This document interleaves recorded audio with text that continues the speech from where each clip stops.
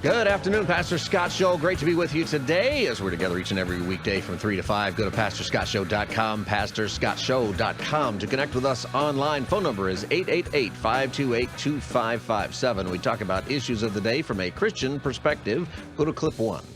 And right here in my hand, I just got what the jury found. So let's get that right now to you. The jury found that Meta and YouTube are liable, both of them, on all charges. They then voted to award $3 million in damages, 70% responsibility given to Meta, 30% given to YouTube. Certainly more to come on this story. So now that is breaking news right now that the social media trial downtown in Los Angeles has come to a conclusion, and the jury is rewarding damages to people who are seeking them against Meta and YouTube about damages happening to their family because of social media. We'll get into the details of that another time on the show, but it's a great opportunity to take a moment and to recognize how serious the threats are to your children and to you because of social media. And often the parents are on their phones and staring at screens just as often as anybody else. With me to talk about it is Bret Eckelberry. He's the managing editor at pluggedin.com. Pluggedin.com. Plugged In is by Focus on the Family. It reviews the world of popular entertainment and gives families essential tools they need for things just like this, about movies, social media, YouTube, all of that kind of stuff, TVs, video games, all of that. Go to pluggedin.com to get some great information for you and your family. Bret, welcome to the Pastor Scott Show. Hey, Scott, thanks for having me on. Yeah, you know what? It's great having you on. This is a big deal, this subject. And one of the things that you do at Plugged In is not just tell people what's on the social media and all of those things that their kids are looking at, but also why it's important to get off of it for a while. Yeah, absolutely. We do a lot of research each year. There's more and more research coming out every year as to the effect of screens, social media, on kids, on adults as well. So we try to keep abreast of that and relay that information to our users. One of the things that comes out in this trial, but it also comes out in all of that research, is that social media has algorithms. Algorithms are basically the computer program that makes sure that you're getting what content they think you want to keep watching, and different tools to make sure that you have a difficult time stop watching your social media. Why? How does that work? How does an algorithm, cause people to become addicted or just stuck in their social media? Yeah, absolutely. Well, you definitely touch on kind of the basic of it. The algorithm is designed to continue to give people what they want, what they're looking for. And the result of this is people in the social media space, especially, kind of get stuck inside this echo chamber, right? Where they're only hearing opinions, different things uh, through social media that is kind of reaffirming whatever belief they've held. So if you had an experience where you've talked with someone on social media and you just wonder, wow, I cannot believe that we are just so opposed on this topic, and they might be as surprised as you are. It could be because of that algorithm continuing to just try to feed people, put them in that echo chamber, feed them exactly they want to hear, ultimately to keep them on the platform. We were reminded that these social media companies are businesses first and foremost, and they make their money by keeping people on the platforms. So that's why this algorithm exists. It's to continue to feed people what they want so they'll come back and continue to make that business model profitable for these big tech companies. And it seems like the way it also works is that you don't realize that you are in a way being manipulated this way, right? As the user, you're not aware of Yeah, it. yeah, exactly right. It's definitely very behind the scenes, under the radar. We started hearing a little bit more about this, I think, on a mainstream level a couple of years ago when a documentary came out called The Social Dilemma. You might have heard of it. Yeah. Actually had individuals who had worked in these tech companies who had developed these algorithms talking about how they've built that kind of underlying structure in social media, and a lot of them have regrets for doing that now. Maybe they're going to regret it a little bit more if these lawsuits go through. There's actually thousands of cases that are going to work their way through the courts now about this. But in the meantime, as parents, grandparents, maybe teachers who've got kids using the phones in the schools and stuff, which they're getting rid of in so many cases, what are some things that we can do to help families and help kids understand that they're being manipulated as well? Yeah, I think it's just keeping them aware of kind of the purpose of these social media tools. Uh, Here at Plugged In, we really want to encourage discernment, not only for parents, but we want to help parents teach their kids discernment in a lot of ways. What is a piece of media trying to tell you?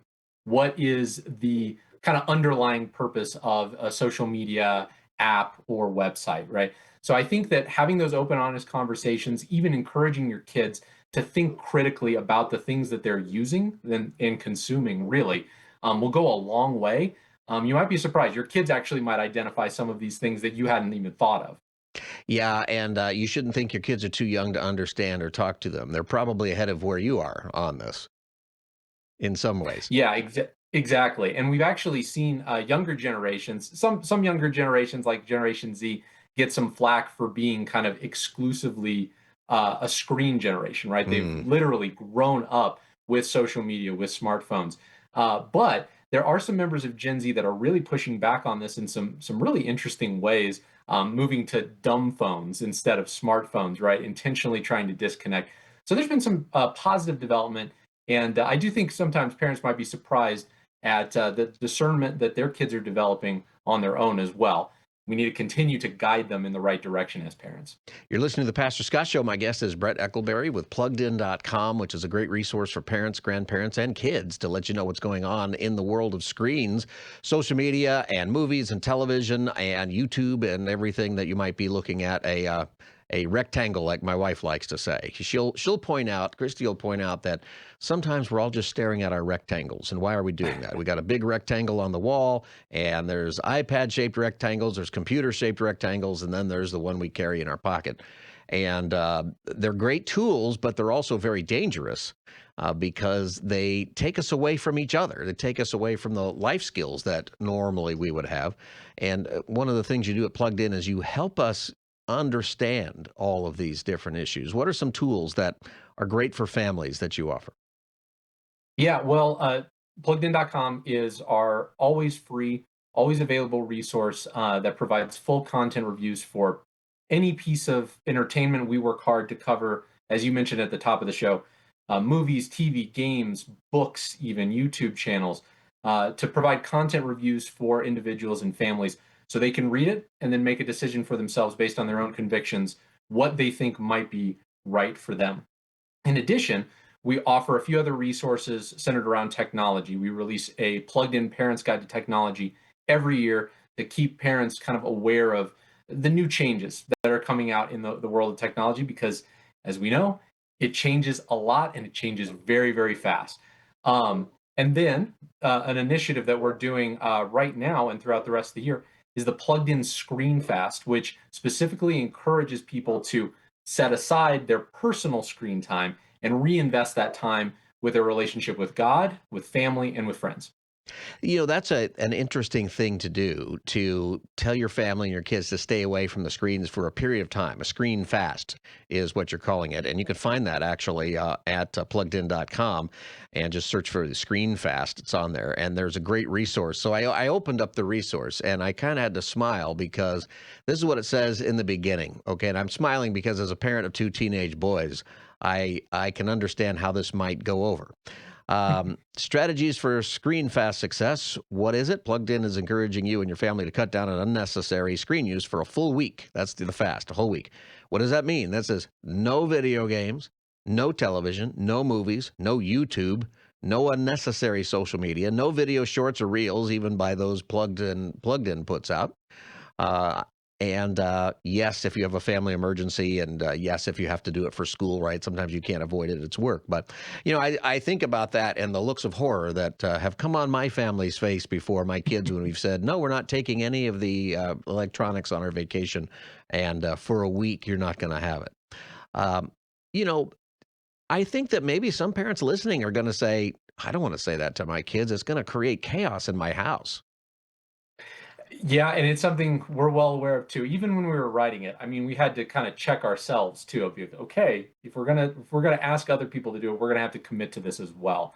And it can be a hard thing because, frankly, we've all built those habits over the years to turn to screens to fill up the spaces of downtime in our life, right? And for younger generations, as I mentioned earlier, who have grown up exclusively with screens at least being available in their life, whether or not the level that they've been using them. It can be a big ask, but we wouldn't be asking it unless if we thought that there was some really, really good benefit to it. A week is a long time, but we've suggested a week because generally when a family does a screen fast, it's near the end of that week when they really start to see the benefits of stepping away from technology, not letting technology control their lives, really seeing those benefits start to manifest that can result in longer term changes. Yeah. My kids, whenever we've done this, they are not excited about it at all in the beginning. And they try to negotiate time. Can you limit the time? What about these things? And I like it in your list that you separate YouTube out because for some reason in the mind of people, YouTube's different, and it's not. It's one of them being sued right in this lawsuit here in L.A. And maybe people don't realize that YouTube used to be you upload your silly family video and then you laugh and how cool is that? But now it's just like every other social media with shorts and reels and everything else going on. But my kids have told us reluctantly that they've benefited from that time off at the end. They have actually said, my youngest son, who he's turning 14 this week, he said to me last time, and actually last time he was just in trouble. So he didn't get any screen time for 2 weeks. And he actually thanked me and he actually said, we should do this once in a while just because. I was floored that he said that. Now Incredible. He might deny that right now because he doesn't want to do it. But he actually thanked me for that time off, and you could see it in his personality. You could see his life. And we restrict it pretty much a lot anyway. We use the parental controls and all of this. They don't really spend a lot of time, and even just that little bit of time, he noticed a difference. It doesn't take much to build a habit. And I think what you're speaking to is backed up by some of the research that we've seen as well. One study that actually they interviewed teens, the teens self-reported, 75% of those teens self-reported that they actually felt peaceful or happy without their phones. Now, getting over the hump is hard. When you're addicted to something, when you've built that habit, just getting over that and breaking that can be very, very difficult, and you really don't want to do it.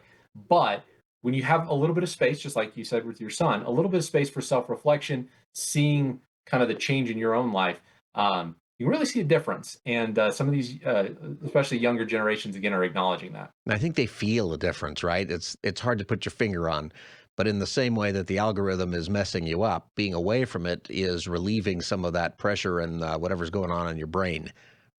Absolutely. Other studies have indicated that, around 2 or 3 plus hours, anything over that on social media really begins to have a deteriorating effect on your mental health. So if you're a kid and you give up social media, or you have to give up because your family is doing a screen fast, that's going to be a felt impact, as you mentioned. Yeah. And so I would say to parents, you know what, tough it out. Your kids will complain for a day or two, but it dies down and they start to enjoy other things like the sun, going outside,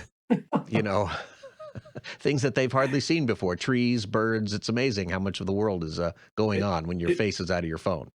It's amazing what's out there. And now you mentioned the ScreenFast resource that we provide just a little while ago, and I will mention, we're not asking people to do this ScreenFast and cut out phones, cut out TV screens, and then just watch the paint dry on the wall.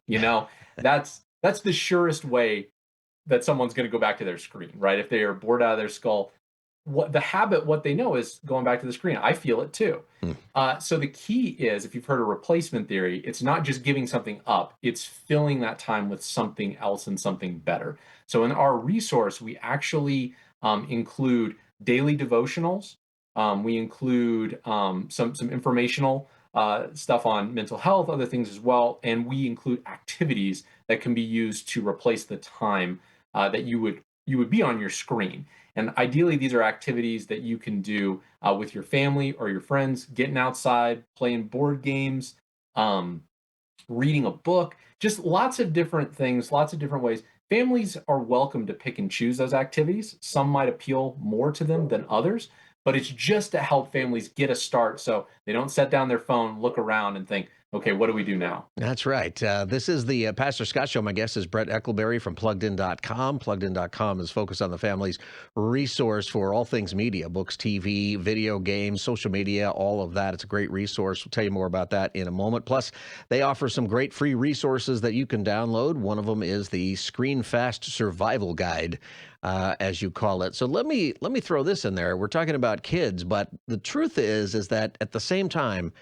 parents or guardians have to do a screen fast also, right? You can't just Yes, say, "Oh, you guys are I off your think phones," and now I'm on my phone scrolling the whole time, and you're watching me do that. right. I think we see this a lot in just a lot of parenting things, right? One of the best things you can do as a parent is lead by example. And the screen fast is going to be no exception to that. So if you want your kids to participate in a screen fast, do it with them. Make it a family effort, right? We are doing this together as a family. We are suffering together, if you want to look at it like that. We're doing something worthwhile together. So lead by example, and that'll go a long way with your kids. And at least they can say, hey, I'm not the only one who's being made to do this. This is not a punishment. Mm. My family believes that this is something worthwhile. That's why we are doing it together. That's why the parents is doing it with me. Another study that found that teens actually reported that 50% of teens reported that they have actually had instances where their parents have gotten distracted by their phones when they've had a conversation with them. So for parents to put down the phone as well and reinvest in their kids, that's going to go a long way. And kids know it. They understand if mom and dad are being hypocrites, right? They totally get. They may not say it. My kids say it, but I think some kids just sort of internalize it. It's like, oh yeah, you tell me not to do it, but you're doing it all day. They notice. They're not unaware. And for parents, we find out that it's good for us too. Absolutely. This is something, again, this is why we encourage families to do this together, or even just individuals. You are going to see benefits from this, right? We Yeah. weren't designed to spend our lives, as your wife says, staring at those rectangles all day. There's a reason why when we get outside, there's health benefits with going outside and taking a hike, right? Or doing things together in community. That's how God designed us. We're designed for that community, and to be able to break out of the grip of technology. We're plugged in. There are a lot of things we love about technology. It's a fabulous tool in some ways, but when it goes overboard, and that gets back to what we were talking about earlier about the algorithms intentionally trying to keep us locked in, even beyond maybe what we originally came to that social media side or that website for. Um, it's it's very important to really step away and even just feel like you have that ability to break away from kind of the screen dominance in your life. Yeah, this is a great resource. Bret Eckelberry from PluggedIn.com. Bret, how do people get this resource, the Screen Fast 2026 Survival Guide? Absolutely. So people can go to pluggedin.com/screenfast. That's pluggedin.com/screenfast. That'll take you to a landing page with a sign up form. It's completely free. You just give your name and email address, and you will get the Screenfast Survival Guide emailed to you right away. I did that earlier. Got it right away, and I'm impressed with it. Sometimes you download the free thing, and it's like 2 pages that somebody did on ChatGPT, and it's Sure. not worth it. This is really great. This is a great resource, and my encouragement for parents is do it. And your kids are going to be grumpy the first or second day, and then they're going to enjoy it, and you're going to enjoy that. And find some things to do together. Shared experiences. That's something that we're missing in our society and our families so often. Couldn't agree more. Yeah, Bret. We really believe in this, and we really believe in the benefit that families are going to see from it. Yeah, Bret, real quick, we have about a minute left. Tell us more about pluggedin.com and what parents and grandparents and everybody can find there. Yeah, pluggedin.com is focused on the family's media discernment wing. So, what that is in practice is we watch a lot of movies, TV, read a lot of books, play games, check out YouTube channels. There's a lot of stuff out there. So, we check it out and we do a comprehensive review. It's always free, always available for people to go on if they're looking for a movie coming out. I'll give you an example. The Super Mario Galaxy movie is a big movie that's coming out in a few days. If parents are wondering, okay, what is the content that I need to be aware of? Is this movie right for my family? They can go there. You can find everything you need broken down in all sorts of content sections. That includes positive elements, spiritual content, violent content, and more. It's all there for you, all free for families to use as a discernment tool. All of that's there at pluggedin.com. Bret Eckelberry, thank you for joining me today in the Pastor Scott Show. Thank you, Scott. All right, once again, go to pluggedin.com, find all those resources, and you can download your Screen Fast Survival Guide right there at pluggedin.com. This is the Pastor Scott Show. Go to pastorscottshow.com to connect with us. You can get our podcast for this interview and more. All the links are at pastorscottshow.com. We'll be back as the Pastor Scott Show continues. Stay tuned. Welcome back, everybody. Pastor Scott Show. We are live. It is, what is today? It's Wednesday. It's a beautiful day outside. It's Wednesday, and there's so many different things going on, so many things we can talk about, but let's take a moment to share the good news. You got some good news happening in your life. What is good? Something great that's happening in your life. Maybe you've had an answer to prayer. Maybe you've just had a victory of some kind. Call me now, 888-528-2557, 888-528-2557. Something that is recent, something that you can thank God for. It can be a big deal. It can be a really small deal. But either way, call now, 888-528-2557. Hit me with the good news, 888-528-2557. Don't hold it back, a smile, a win, or you're on the right track. Call Pastor Scott, we're ready to cheer. Tell the whole world what they need to hear. Hit me with the good news. Hit me with the good news. All right, we talk about good news because there's so much bad news going on in the world. When we share good news, the Bible actually tells us to share the good news with each other, to rejoice with those who rejoice, to rejoice always, to send all things up to the Lord. And so many times we're talking about what's bad or what's frustrating, what is scary, all of those things. But when we share the good news, the Bible actually tells us that it can build us up. Proverbs 15:30 says, "Light in a messenger's eyes brings joy to the heart, and good news gives health to the bones." Literally, it can make you feel better when you hear other people's good news, when you share the good things happening in your life. So call now, 888-528-2557, 888-528-2557. It can be something that's a really big deal or a small deal. Maybe you're looking forward to something this weekend. Maybe there is just something that you want to thank God for. And maybe it's a big deal. Maybe you've had a new addition to the family. Somebody's getting married. Somebody graduated. Somebody's sober. Somebody, there's all kinds of possibilities. Maybe you just have some fun plans this weekend and you want to share that. It actually encourages one another. Proverbs 25:25, like cold water to a weary soul is good news from a distant land. Studies say that we are so burdened by bad news and worrying and fretting and all the anxiety that one of the things that studies tell us is that most of the time when people share news, they just share the bad, but they don't think to share the good. And the good news is the antidote for the bad news. So what's the good news in your life? 888-528-2557, 888-528-2557. This is an interesting good news story. Somebody sent me this about a Boy Scout who saved his Scoutmaster's life. Let's go to 6-2. A Boy Scout summer camp in Georgia near the Blue Ridge Mountains 2 years ago. Scout leader David Lemley was on a raft with young scouts from Houston. There we go. Going down Class 3 rapids is fun, but dangerous. At one point, they hit a rough patch and Lemley falls off. He gets back in the raft. Ooh, that was fun. Later, it happens again, but this time his foot is stuck underneath the seat in the raft and the rest of his body is in the raging river. My waist and head were underwater, and so it's like you're laying on your back across the side of the boat. And my head's just bouncing off of rocks. He was struggling to keep his head above water. He was choking on water, not for mere seconds, but for several minutes. I'm fighting to do whatever I can to keep breathing, but I could not get back into the boat to free my leg. That's a scary situation. You ever go whitewater rafting, Jose? You ever do that? You know, it's bad news when you find your legs in the boat and your head under the water.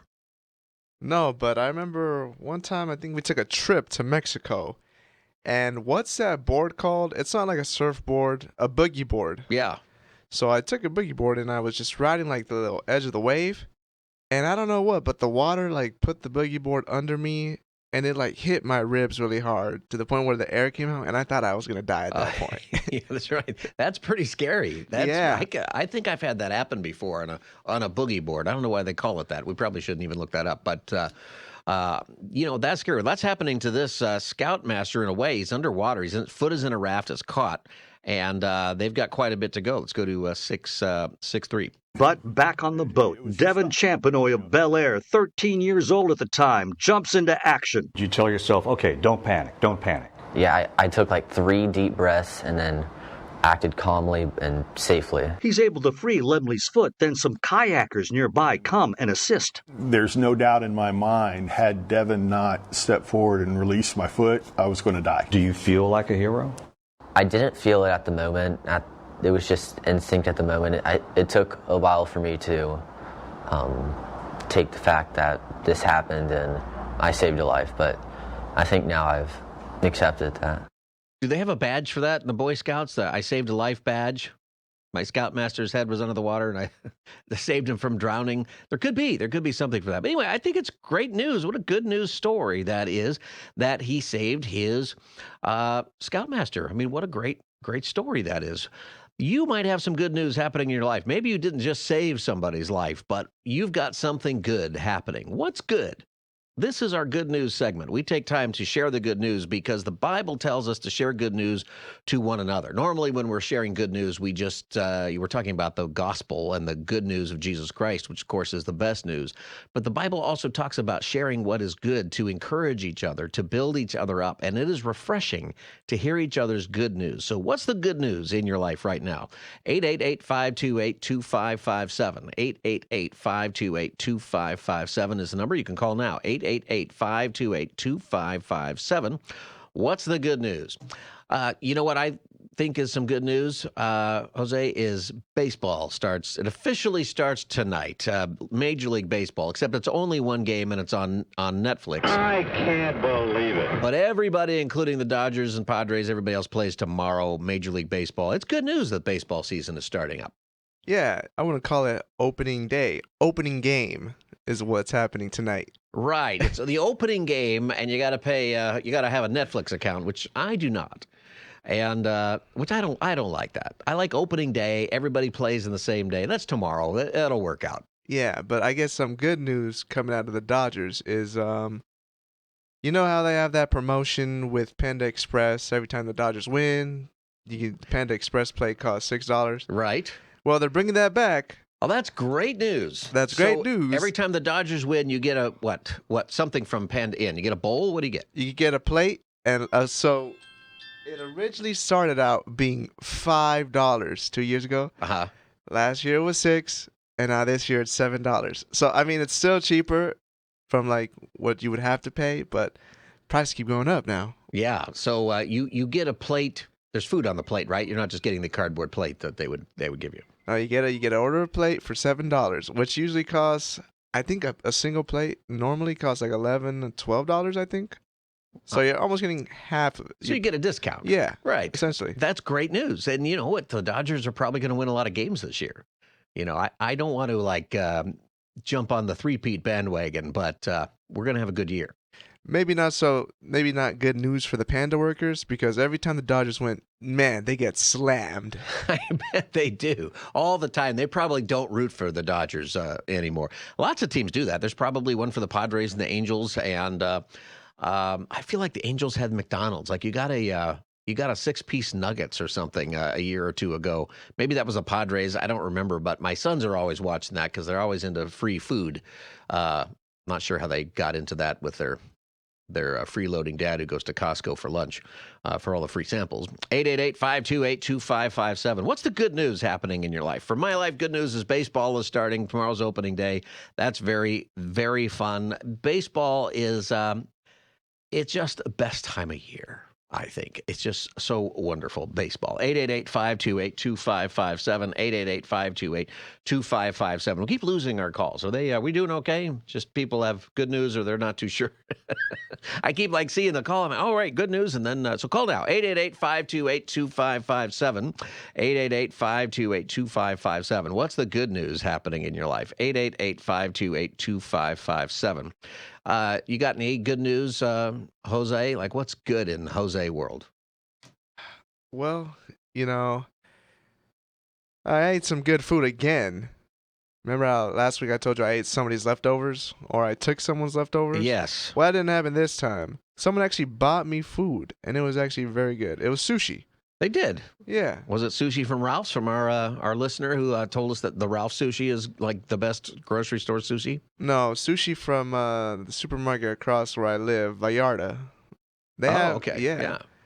I wonder if he's tried that. I bet he has. So Vallarta has sushi. Yeah, Vallarta has everything. Like, they make their own stuff in-house. I know it. Sushi is not what I would have expected there. I had a breakfast burrito in there one time. Really? Yeah, it's pretty good. The one by my house has a deli, and you go in there and you get a breakfast burrito. It was really good. They got a deli. They got a place where they make their cheese, their sausages, their sushi now, and they got like a little cafeteria area. So someone got that for me, and I was very appreciative. I see. Well, that is excellent news. Somebody bought him some sushi. You know, when somebody buys you, do you know who this person is, or was it random? It's my girlfriend. Oh, okay. All right. I just thought maybe somebody, you ever stand in line somewhere and the guy in front of you buys your coffee or buys something, and now somehow you're obligated to buy for the person behind you, and then the person, then you find out the person behind you has ordered 17 burritos. And you're like, you know what? I think we're going to break the string right here. Yeah, the pay it forward? I would pay it forward. I don't think I'd ever do that. Sorry, because I need to know what you ordered. That's right. Because, maybe if it's not in my budget, I don't know if I could commit to this. Right? I've had it. I've actually done it before. It usually is kind of fun. And if it's coffee or something, I only get coffee, so it's always going to be more than whatever I'm doing. But one time I did have to say no because it was like $35, whatever they ordered, and I ruined the string. I don't know how long it had been going on, but I was that guy where all of that happened. I'm the bad guy? I was the bad guy that day. Anyway, it's good news when somebody gets you lunch. What's the good news happening in your life? 888-528-2557. 888-528-2557 is the number. We're going to have to take a break. We got some calls on the line, so we'll come back and get your calls about the good news. So what's the good news happening in your life right now? What's good? What is an answer to prayer, or what is a small victory that you've had, something you're looking forward to? Maybe you've had a big answer to prayer.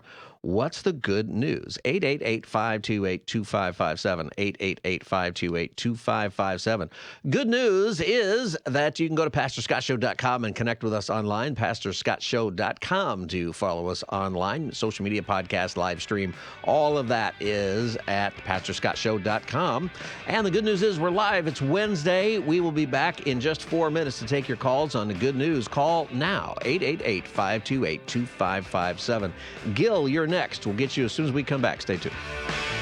Pastor Scott. Welcome back, everybody. We're live. It's Wednesday. Pastor Scott Show. It's time to hit me with the good news. What's the good news happening in your life? 888-528-2557.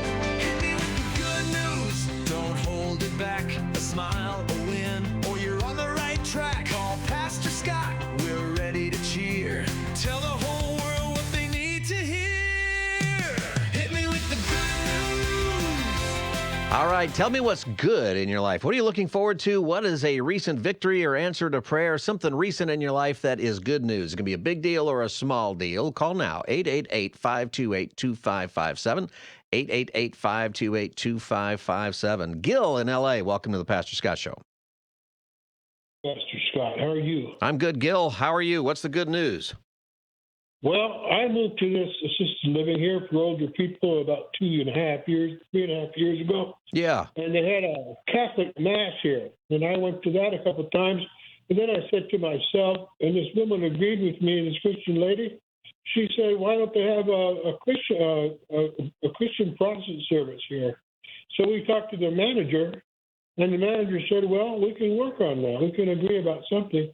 And the assistant activity coach and me and the lady called this church up the street, Lake Avenue Congregational. Yeah. And they came down here with about 8 people and started a service on Sundays at 3 o'clock. No and kidding. There's about from 15 to 20 people that come to that here. This is assisted living. We meet in the library, and I was really glad about that. That was just a few months ago. Yeah. And also, we started a Bible study. I was the leader of the Bible study, and we did that for about 2 years. Well, you know what? That is good news. What a great, opportunity to take advantage of the situation and say, hey, we can do something here. And you put that together. That's really cool. Yeah, I thought so too, and I'm glad we were able to do it. Yeah, that's real good news, Gil. Thanks for calling the Pastor Scott Show. 888-528-2557, 888-528-2557. What's the good news? Maria in L.A., welcome to the Pastor Scott Show. Yes, I want to say thank you very much for your show. My English is not so good, but I understand a lot, and your show was going to be blessed in my life.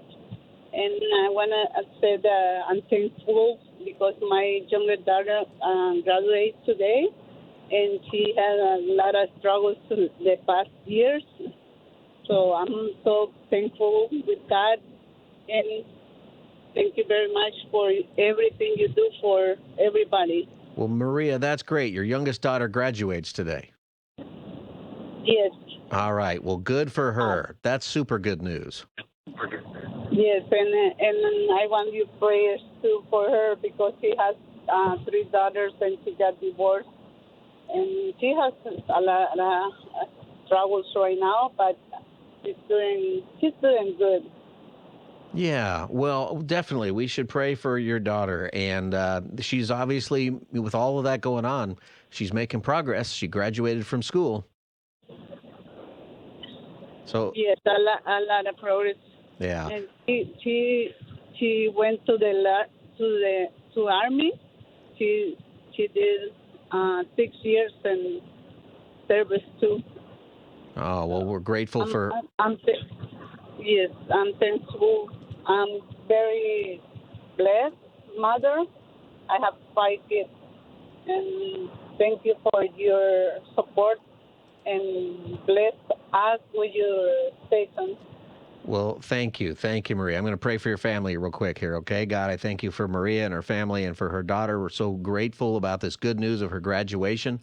We pray, Lord, that she continues moving forward, that the difficulties in her life, that they would be relieved, that she would keep her faith in you and stay strong as she grows. We thank you for Maria and her family, and we ask you for your blessing on them. In Jesus' name, amen. Maria, thanks for calling the Pastor Scott Show with your good news. What's the good news, ladies and gentlemen? What's good happening in your life? Maria's daughter graduated with a lot of circumstances going on. That's really good news. What's the good news happening in your life? 888-528-2557. 888-528-2557. What is the good news? You know, it's when we share what is good, it encourages us. And one of the ways that I think one of the reasons that the Bible encourages us to share the good news, to rejoice with those who rejoice. You know, a lot of people, we talk about mourning with those who mourn and being there with people going through hard times. But we also need to be there and celebrate with the people going through a good time, even if it's something simple, like I'm excited baseball begins tomorrow. What is it that is good? I think that it's very, very healthy. The Bible tells us that we actually grow. It's physically healthy, the Proverbs writer says. It brings health to the bones when we share good news. The laughter, the healing, the encouragement, simple joys of an ordinary day, all of those things are a reminder that God is with us. And you know what? I think some of the point of sharing the good news out loud is it helps train our hearts to see what God is doing and to have hope, even when life feels heavy. I mean, is life heavy for you right now? I know some people where life is really rough right now. And I know some people who have been through those valleys and they're on the other side now. And this is like the mountaintop experience they're having right now. And most of us are somewhere in between.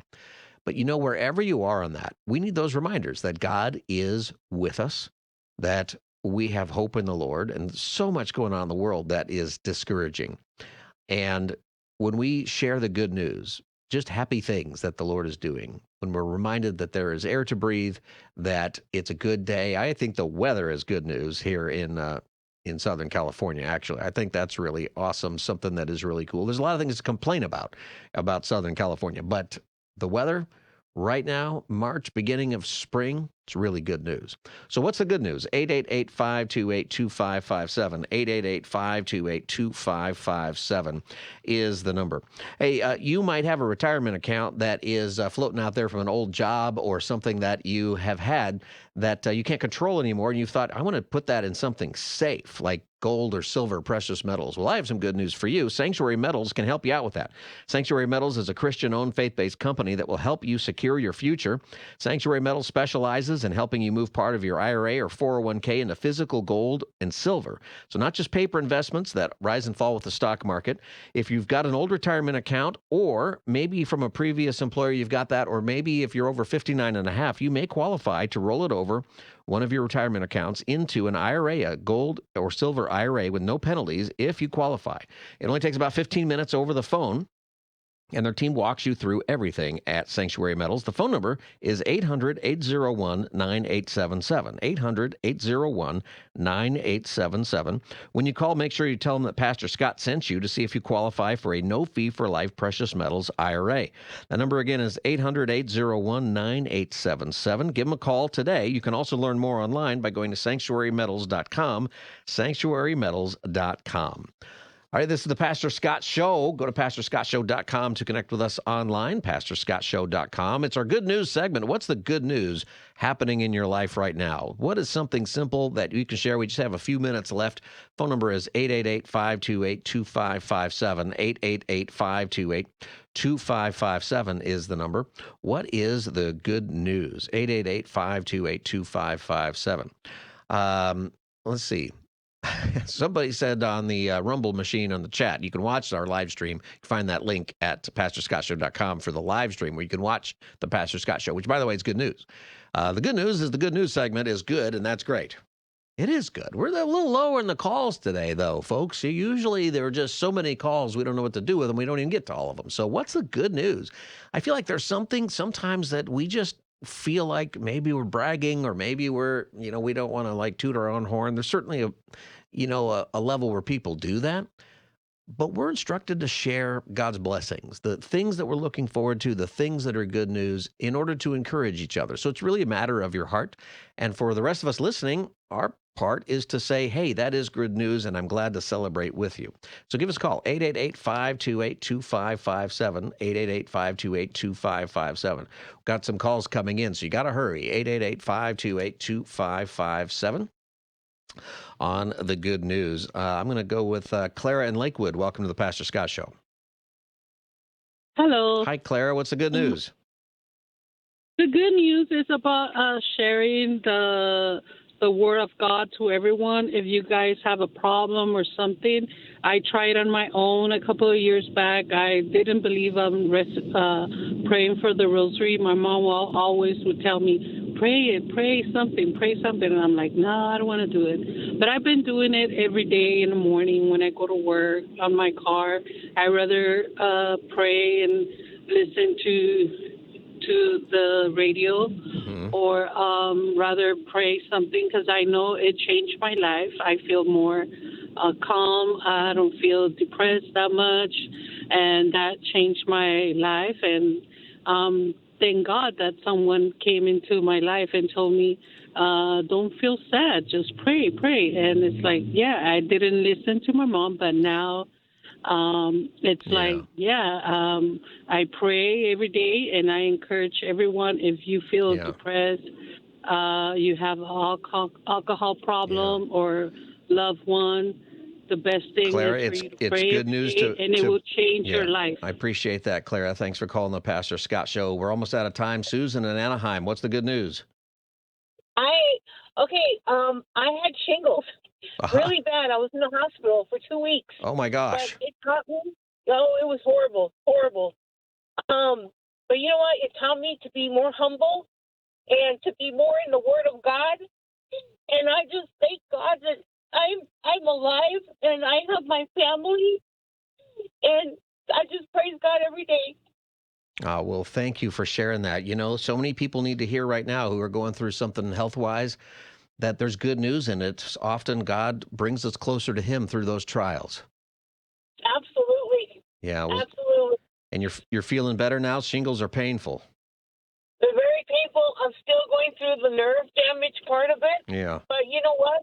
If I'm here, it's because God has a reason for me to be here.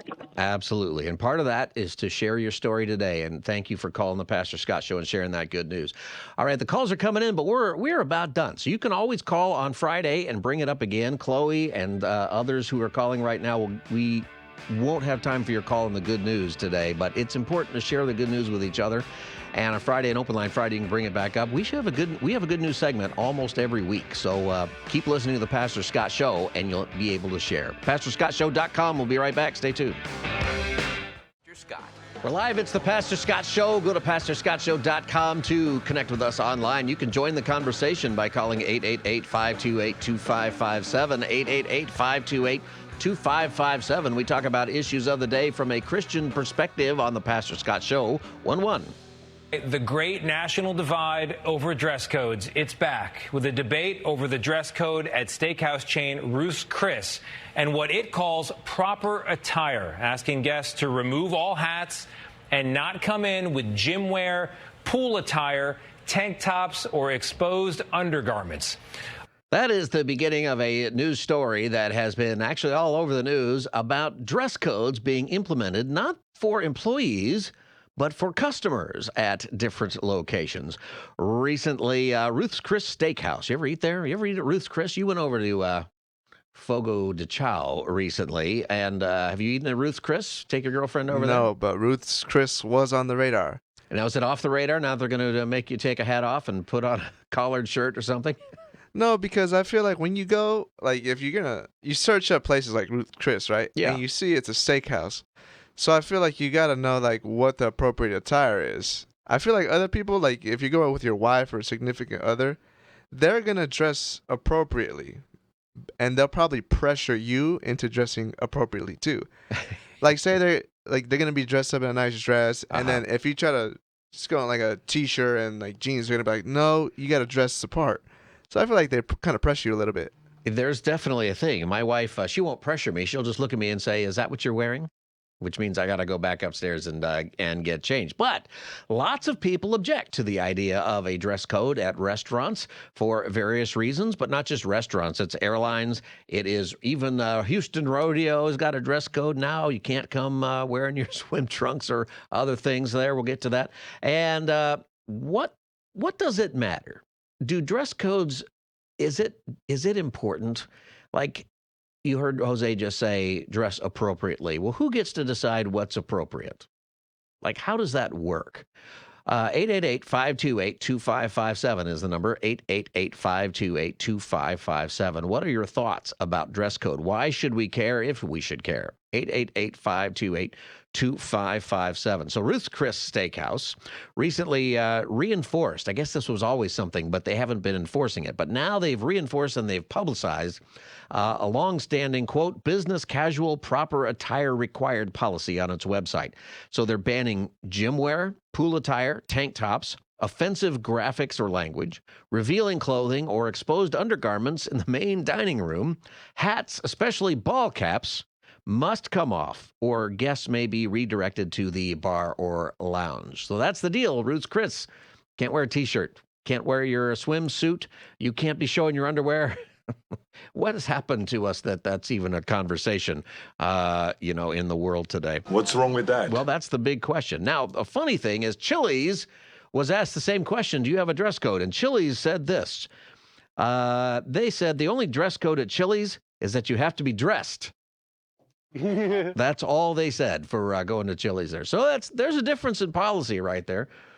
Who's right? Are dress codes in consumer places, restaurants, at amusement parks, at fairs, outdoor, indoor?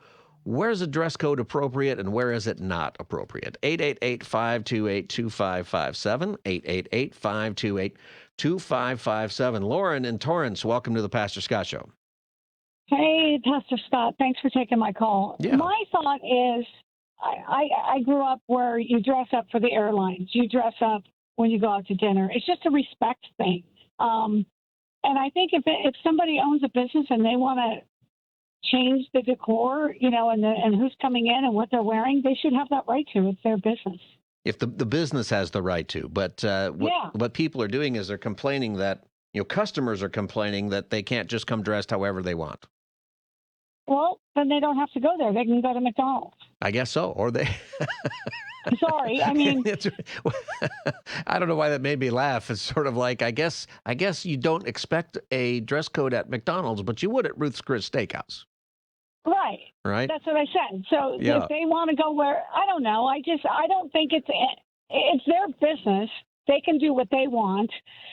I think what's happened is so many people have gotten lackadaisical and gone in shorts and flip-flops, and I just think it's a little bit of, I was brought up that it's respectful. Like when I go to somebody's house for dinner, I dress up. I just do. Right. You don't. Just because that's how I was brought up. I think many of us were brought up that way, but it's definitely something that many people, maybe they weren't brought up that way, or there's just a certain level of disrespect is what I would say. But what do people think? Thanks, Lauren, for calling the Pastor Scott Show. 888-528-2557, 888-528-2557. Call screener Mia says the W Hotel in Scottsdale has a dress code. Do they really? I've stayed in W hotels before. I think the W stands for weird. They're a little bit different, but I'll bet they do have a dress code, in some of those. And it's a fine hotel. A fine hotel. Just a little bit different experience. 888-528-2557. Our caller mentioned airlines, and airlines are beginning to push back on how people dress on the airline. 1-3. We've been here before, America. Remember last month, the Tampa airport announced itself as a pajama-free airport? And although it later claimed to be joking, Transportation Secretary Sean Duffy was serious as a pair of slacks when he said all air travelers should dress with respect. I'm not fining anyone if they wear their pajamas on the airplane, right? That's not what we're doing. We're asking people to maybe dress a little better. What is it with the pajama thing? If you're watching the live stream at PastorScottShow.com, they're showing all these people in line at the TSA wearing these pink flowery pajamas in line in that line there. Humiliations galore. And maybe you're not. Maybe you're one of these people. What? And if that's you, if you're like, yeah, I'm wearing my pajamas on the plane. I'm not even talking about the overnight flights, except I still wouldn't do that. What's the deal with that? Do you do that? Like, I wouldn't be caught dead in my pajamas out in public in any way serious. I don't even walk the dog in my pajamas. Am I like an old fuddy-duddy because of that? What do you think, Jose? No, I think, certain people dress, like when I used to go to college, there'd be a lot of like people showing up to the lecture in their pajamas. So maybe it's like something that they've done in the past. But I have a story. So I know here at work, you never see anybody wearing shorts, because shorts are not allowed. We have a dress code. Yeah, we have a dress code. So I remember one time I brought shorts for some reason. I don't know. Maybe I forgot about the dress code. So I came in shorts. And Mark, our the guy who helps out with the engineering side, yeah. I think he saw me. And then towards the end of the day, I see an email. Guys, remember the dress code? No shorts. You knew that was you. You're the only one. It was me. You're the only one wearing shorts out there, right? All right. I think we've seen enough. 888-528-2557. 888-528-2557. What do you think about dress codes? Not in a workplace. Your workplace probably has a dress code, and they should, right? Maybe you have a uniform or something else going on. But I'm talking about you're the consumer. You go to a restaurant. You get on an airplane. You go to an amusement park or someplace.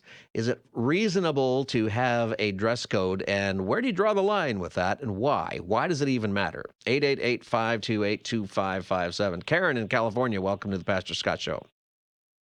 Hello, Pastor Scott. Hi, Karen. I totally agree with everything that you just said when it comes to having a dress code, because in our society, people are lacking self-respect. What does the dress code, like if somebody, say they're going to be on a plane and they're wearing their pajamas, they want to be comfortable, it's probably what they would say, and they just want to maybe sleep, maybe they just want, what's the difference? Why is that a problem? It's a problem, I think, for a lot of people, but people are doing it. They obviously don't have a problem. So why is that bad? It's just disrespectful. It cheapens because when I see people going to the grocery store or just even to school, I see the school kids now are wearing pajamas. It's very disrespectful. They even have a category of loungewear that they can wear that's a little bit more acceptable to wear in that setting. And like going back to Ruth Chris, it just really cheapens the whole. It just cheapens the whole look. I wouldn't want to go there and see people in caps and looking vulgar, because like that's the new look too. Like with the kids and certain women, they like to look extremely provocative, and I think that's going towards what you had mentioned about some cowboy show or something they had. Yes, at the Houston Rodeo. I can't even believe Yes. the outfits people are wearing to that thing. I mean, yeah, it's disrespectful. There's young kids, and the thing is, everyone is so over-sexualized, especially women. I think, and as a woman myself, I just hate to see where we're at when it comes to young women, and a lot of it is the influence of the music culture and social media, that it's okay to be for young women to look like very hypersexualized. there's a lot of that, and that's what's going on to the rodeo and other places. Karen, thanks for calling the Pastor Scott Show. 888-528-2557, 888-528-2557. Maria in South Bay, welcome to the Pastor Scott Show. Good afternoon, Pastor Scott. Hi, Maria. I love the topic. I had to pull over. I said, I got to get into this. Thank you for driving safely. Oh, yes. So what I wanted to say is, I know our parents brought us up better than what you see in restaurants and things. That's why I like the old movies, the 1930s and 1940 movies. Oh, I love it because I like looking at how they go to the market. They got gloves on, heels, and they dress to clean up the house. I just love that about back then in the 50s, 40s, and 30s. And the men, too, they got their zoot suits on. They got a hat, and then they got the suit. I mean, everything is iron. Oh, I just love that. But now everybody just does what they want to do, just like in church. You see men with hats on. I don't think you're supposed to wear hats in church. I wonder how many people think about that these days, right? That there's I don't think so. That for some people, wearing a hat in church or inside, right? You're supposed to take your hat off. Right. That was the old rule. Right. You go inside and take your hat off. Not anymore. I don't know how many people even know that. And but should we care? I don't know who this. Yeah, I think we should. I mean, it makes you feel good when you dress. So I like dressing up to go to church. Yeah. And you see people. I mean, it's not if you don't have anything, but people just come in their torn jeans and I don't know. It's just different than from the 60s and the 70s, like one young lady said. But yeah, our parents taught us when you leave the house, you're dressed, you get up, you shower, take care of yourself. But when you go to a restaurant, definitely you shouldn't be having hats on and leisure clothes. You know what I'm saying? Especially if it's a real nice restaurant. I feel like if there's tablecloths, then you need to be dressed better, right? Somewhere there's a rule about that, right? And there must be a rule, but maybe there's not. And a lot of people object to it. Maria, thanks for calling the Pastor Scott Show. 888-528-2557, 888-528-2557. There has even been controversies in Congress about the dress code, mostly thanks to Pennsylvania Senator John Fetterman, who wears a hoodie and shorts most of the time. If we're honest, it can certainly seem like the Sean Duffys and the Ruth Chris's of the world are losing this battle for standards. A few years ago, after all, the U.S. Senate itself started to allow lawmakers to wear whatever they want, which for Senator Fetterman included shorts and sneakers in the chamber. But just a week later, people forget this, lawmakers voted unanimously to reinstate a dress code, and it was a popular move. And that did happen. They actually make Fetterman put a suit on if he comes into the Senate chambers, so he can wear his flip-flops and everything outside. If you're familiar with the Senate, or you see it when you're watching the State of the Union show or something.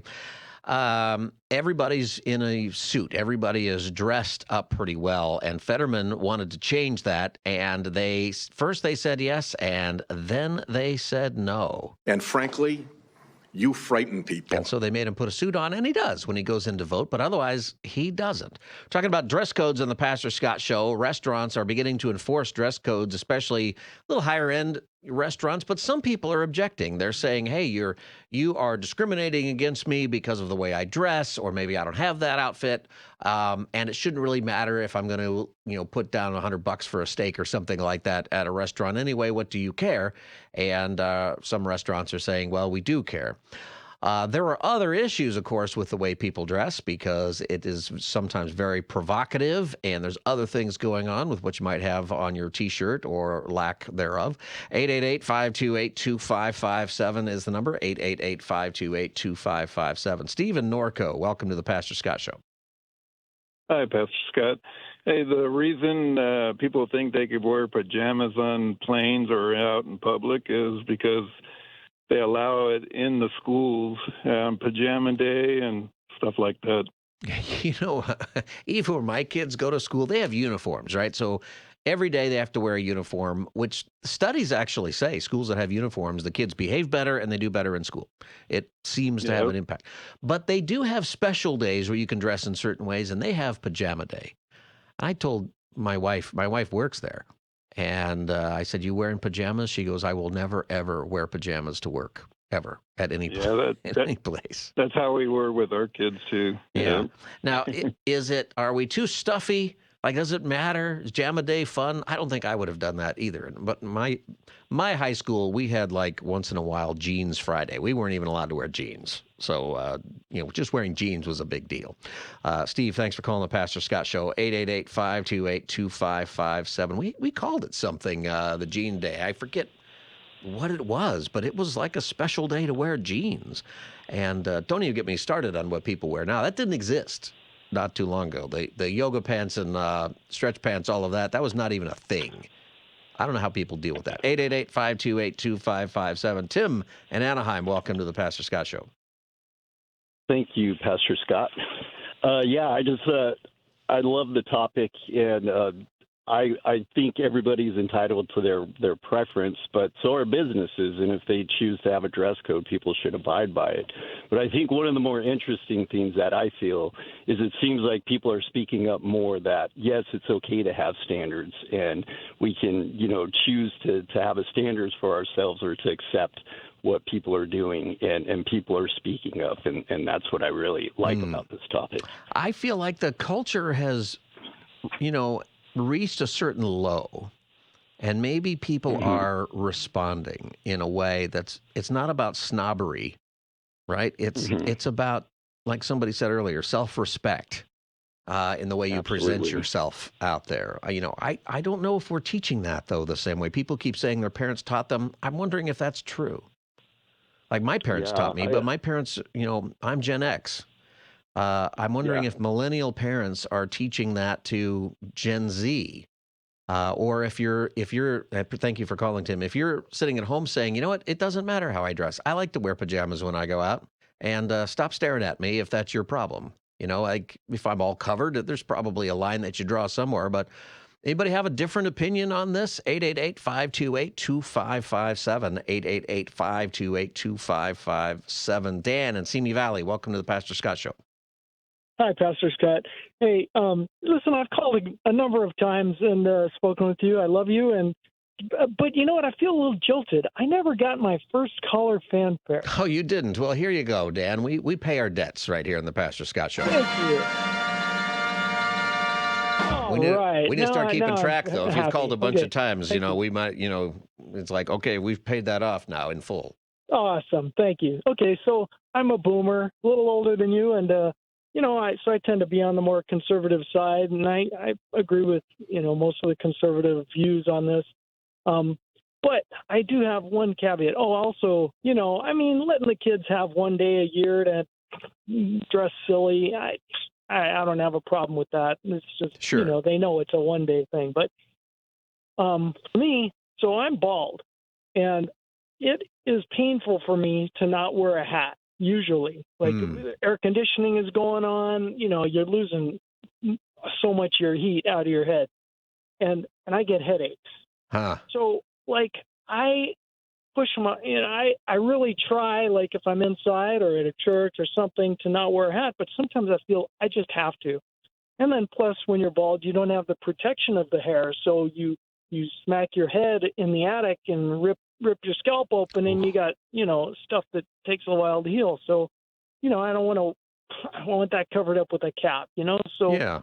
So the hat thing, I think there could be a good reason for not enforcing that kind of thing. But that's just the one thought I wanted to give you. I think it's so good to hear that there's other things going on, right? So, like for the hat people, and I don't know that many people, like when you wear a hat, do you go places where they tell you to take it off, or is that ended? I think a long time ago they would have.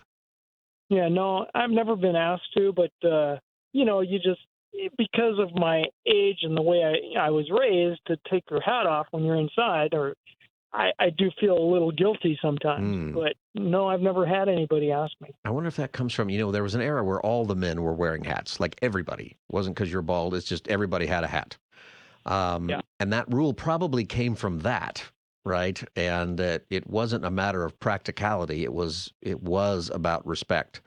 That's interesting point there. But Dan, I really appreciate you calling and sharing that, because I think in these discussions, we should always recognize that there are other things sometimes that people are putting there. Jose is asking, do bald men ever decide they should just wear a wig or a toupee? You ever try that? I'm not going that far. All right. Dan, thanks for calling the Pastor Scott Show. 888-528-2557. When we come back, I'll take your calls and we'll continue on this topic. We'll get into what they're dealing with in Houston at the rodeo of all places. 888-528-2557. And what do you think about dress codes? Does it matter how we dress when we go out? 888-528-2557. Pastor Scott Show. Susan, Paula, others will get your calls right when we come back in 4 minutes. Stay tuned. Pastor Scott. Welcome back. We're live. Pastor Scott Show. 888-528-2557. Boots, hats, and denim. If you're attending Rodeo Houston, the fashion is one of the first things you'll notice inside the gates. But the fashion has evolved over time. Some attendees say for the worse. Rodeo CEO and President Chris Bowman says after a spike in feedback on clothing choices, they decided to listen and updated their dress code. I think it's about making sure your skin is covered to a great extent, making sure that what you put on, as you think about a 9 or 8 year old looking at you, would it be appropriate? Would they be asking questions? New rodeo guidelines say they can deny admission or remove people wearing clothing with obscene images and language, excessively torn clothes, visible undergarments, or clothing that exposes portions of skin that may be considered inappropriate for a family environment. That's a report about the Houston Livestock Show and Rodeo. I haven't been to rodeo in a long time, but I used to go all the time as a kid. And I'll tell you what, everybody was dressed like a cowboy, right? That's what they did. What's wrong with that? Nothing's wrong with that, except that apparently now people are going to the rodeo wearing mostly nothing. And so this is their rule, their new clarified dress code in their mid-March 2026. So that's now, right now. It requires proper attire at all times, prohibiting obscene language or graphics, excessively torn clothing, visible undergarments, or outfits exposing excessive portions of the skin that aren't family appropriate. That's the language that it actually says. Officials can deny entry or remove people, emphasizing the event's family-friendly nature. We have gone to this place where the way people dress I think it's reached a certain low, and many places are pushing back. What do you think about this? Maybe you disagree. Maybe you think, you know what, I can wear what I want when I go out there. It's probably hot and dry and kind of awful at the Houston Rodeo. 888-528-2557. 888-528-2557. Susan in Irvine, welcome to the Pastor Scott Show. Hi, Pastor Scott. I love your show. Your topics are always good, but this week they're really terrific. Thank you. So anyways, I think it's really important to dress nicely because it affects your attitude in general. One of the best ways to improve behavior in elementary schools is to institute uniforms for the students. There's a noticeable There's a huge dramatic improvement. Also, high schools implemented, for prom, they made all the students dress in formal wear, gowns and tuxedos when they went to Disneyland. And the their behavior improved dramatically. That's for like the graduation. Yeah. Do they do proms at Disneyland? You mean graduation, grad night at Disneyland? Yes, special nights at Disneyland, Yeah, special evenings. they make you wear nice clothes, even dress shoes. Yes, yes, and the behavior just skyrocketed in improvement.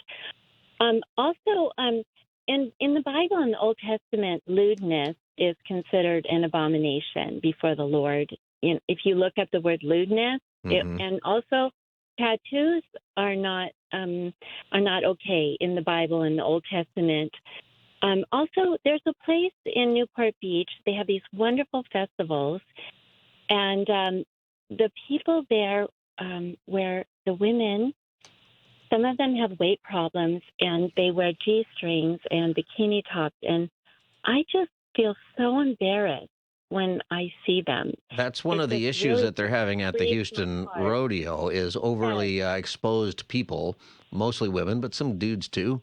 You know, the pushback, and I appreciate your call, Susan. Thanks for calling the Pastor Scott Show. The pushback some people are saying is, you know what, it's hot out. I want to dress. This is how I dress. This is who I am, that kind of thing. Here is more on the Houston Rodeo 2-2. Bowman says what is and isn't appropriate is subjective. Miona Graves with Texas Southern University says subjective rules can create problems when it comes to enforcing rules equitably. But if we're just going off of eyesight, how do we say what is too short? How do we say what is too revealing? If someone has like a mesh top on, do we say that that's too revealing, or where do we draw the lines? See, that's the interesting pushback is that how do you make it fair? Where do you draw the line? You know, our last caller mentioned, you know, your body structure, your weight. Is that it? Or is it something else? You know, how do you determine what is respectable dress for you or for other people out in public? 888-528-2557. Paula in California, welcome to the Pastor Scott Show. Oh, thank you, Pastor. Yes, I have very strong opinions about this whole thing. I think that this generation now, a lot of them are very rebellious. They come out in very disgraceful and overly sexual outfits, and they know it. And a lot of times they don't have any body shame either. It doesn't matter what size they are. Ever since they brought out Big is Beautiful, now they're even buying these little skimpy outfits that it's very shameful. And they have their children with them. You're setting examples to children on top of everything. This rebellious nature to dress obscene in the public is done purposely, I believe. And I think a lot of these current entertainers and reality shows, the women are outrageous. They look like strippers on these reality shows. They're showing everything. The bigger, the better. There's a whole lot of that that's been allowed. But, you know, it's thank you for calling, Paula, 888-528-2557. But how does a culture respond to this? And how do you do it in a way that is fair? You got Easter coming up at your church. People are going to dress all kinds of different ways probably on Easter. You're going to have the people who show up and they're super well dressed because that's what they do on Easter. Some people are going to show up super well dressed because they haven't been to church since 1985 and they think that's how everybody dresses. They're going to be floored at what's there. Some people are going to come not dressed up at all, beachwear and whatever. Sometimes that's how they come every week. Some people don't have anything nice to wear. That's another thing I think that maybe with a lot of younger people don't understand is that it's one thing to dress sexually provocative. Obviously, people don't have to do that. There's certain things, but sometimes people don't have, you know, certain clothes, especially if they're younger, in part because it hasn't been necessary at a job or to go out to eat or to do anything. You know, how do we look at it and be reasonably fair with people who might have a reason? You ever got the side eye for something you just couldn't help it in the way you were dressed? 888-528-2557, 888-528-2557. This is the Pastor Scott Show, 888-528-2557. Gary in downtown L.A., welcome to the Pastor Scott Show. Thank you, Pastor Scott. God bless you, brother. God bless you. Thank you. What about the hijab? The people. My friend went to a restaurant in West L.A., he had a hat on says Jesus eats too, and he feeds me. He had a hat on, a baseball cap like thing, and they made him. They told him to take it off, and he said, "What about her? She's got a hat on. That's a hijab." Well, there's probably in the the religious significance aside, it's I would guess that the hijab is probably more formal than a hat that says Jesus eats too. Probably, but also the when the Bible says, "Come as you are," mm-hmm. You go to church. Everybody else is dressed up. You walk in with blue jeans and a T-shirt on. That it's clean.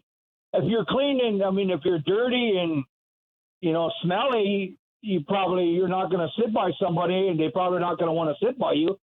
But the Bible says, "Come as you are," and there's a lot of people that are who they are. Mm-hmm. They don't dress up. They don't dress up in suits and ties and fancy dancy. Yeah. And that's the tension, I think, when it comes to how you should dress at church, right? Is what about the person who can't, who doesn't have it, who is, maybe your clean T-shirt and your clean jeans is the best that you got, and that's what you're going to wear. You were talking about the side eye.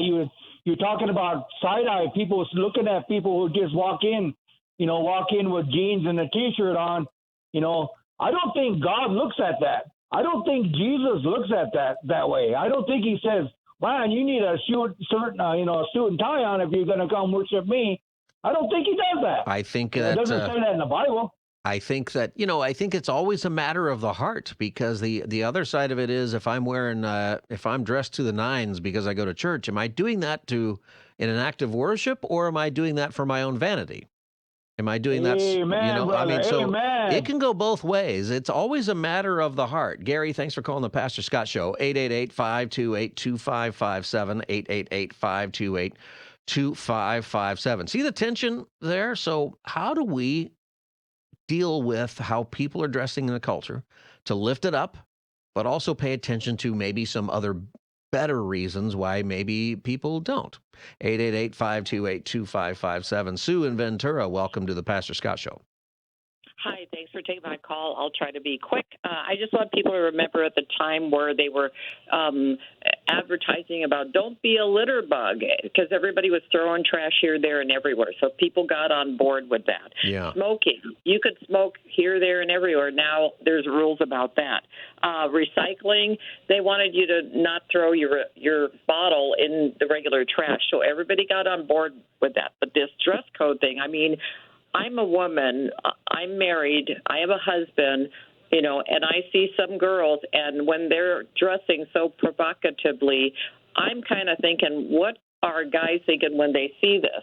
But fast forward from that point to where I work, we do have a dress code.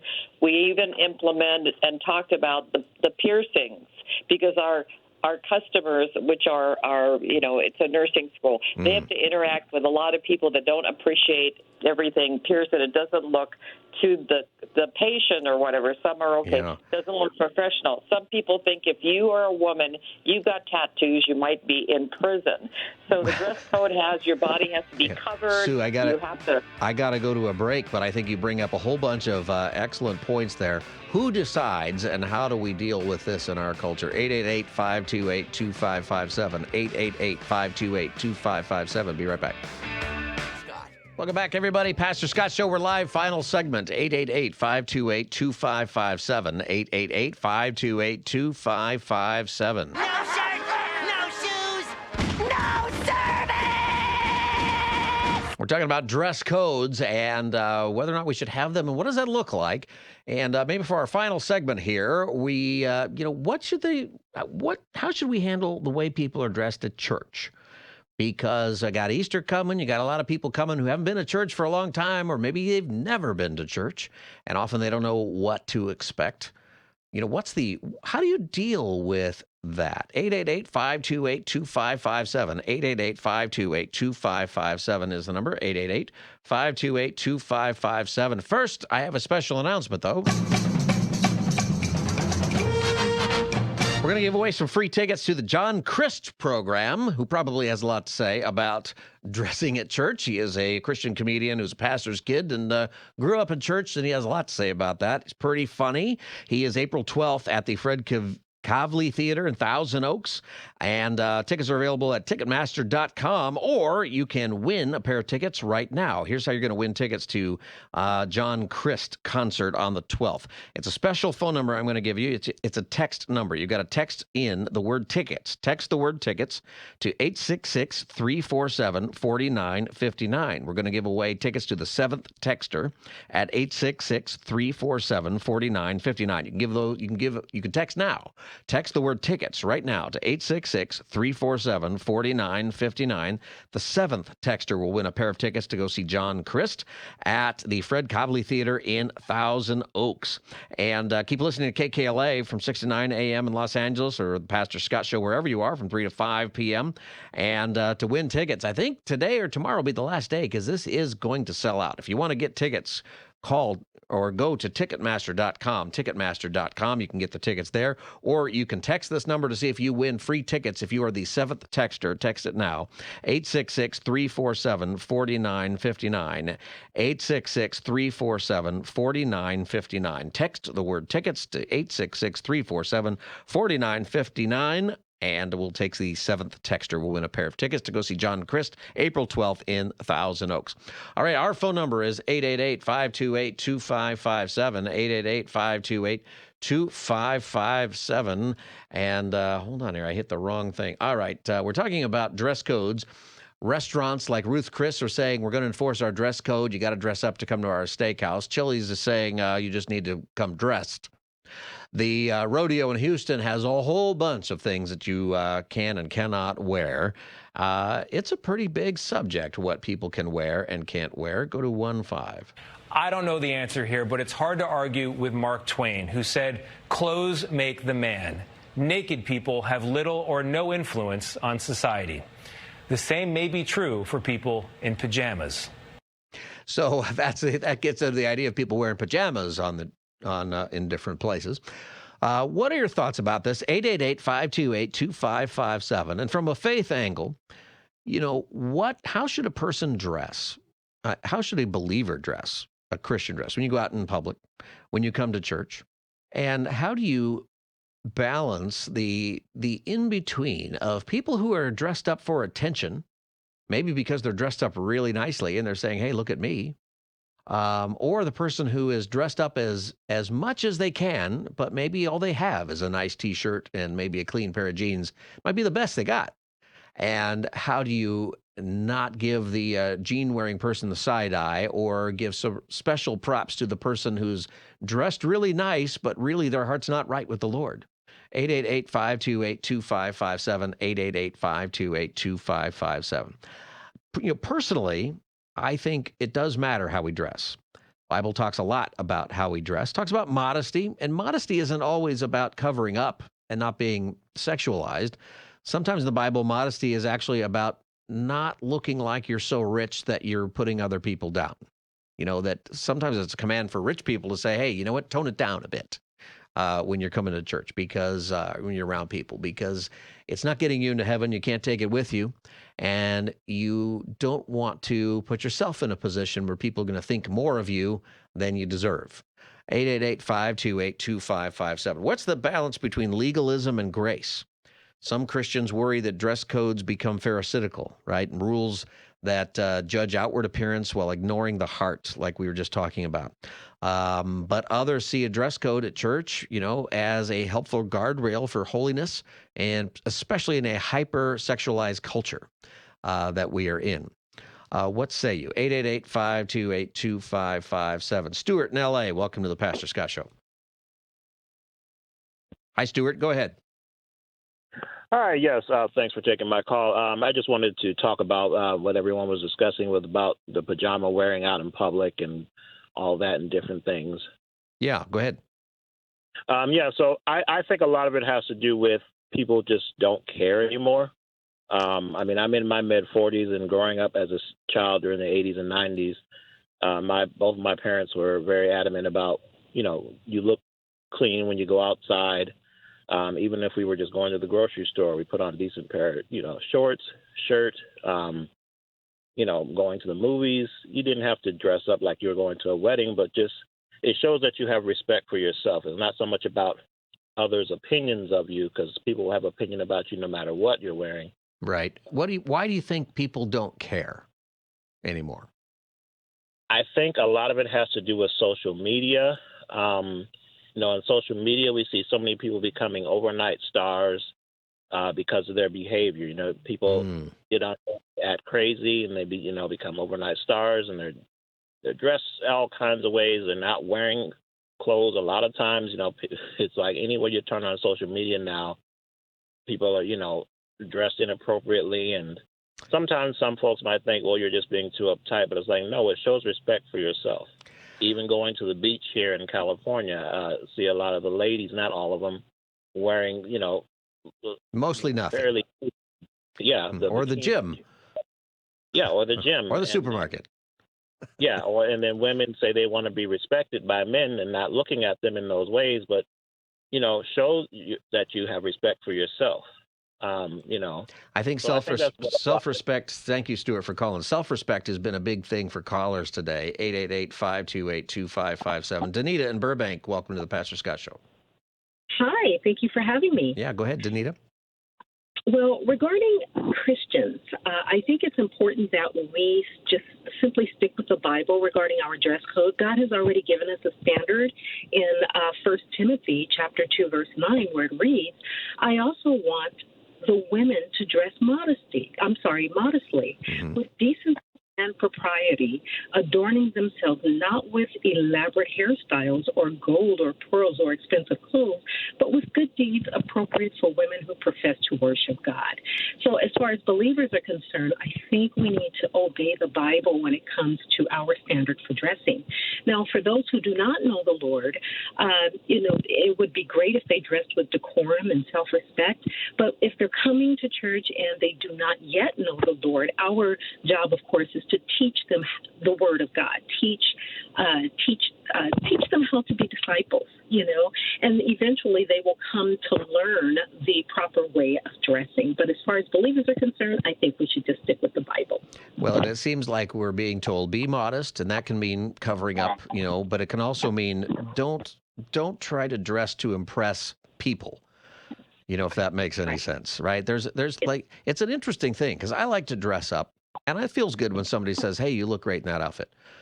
But, and I do think it matters. I would say to all the young people listening, going to a job interview or going out in public, when you're dressed better, it definitely matters, even if people aren't saying it. It totally matters. But at the end of the day, it's something in your heart. And that's the other part about the modesty passages is modesty is also about your heart. And not looking like you're better than other people or presenting yourself in a way, because we're all saved the same way.